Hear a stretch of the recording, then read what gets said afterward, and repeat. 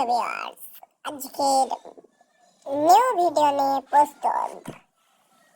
এখন বেলা বাজছে তিনটের সময় আমাদের গঙ্গাবর্ষণ মধ্যপাড়ায় কিরকম বৃষ্টির নিয়ে আবহাওয়া সেটা দেখতে চোখ রাখুন।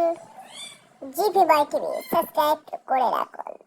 জোরে হাওয়া বইছে, রাস্তায় ক্যামেরা করলাম, ঠিক আছে, দেখতে চোখ রাখুন জিপি বাই টিভি।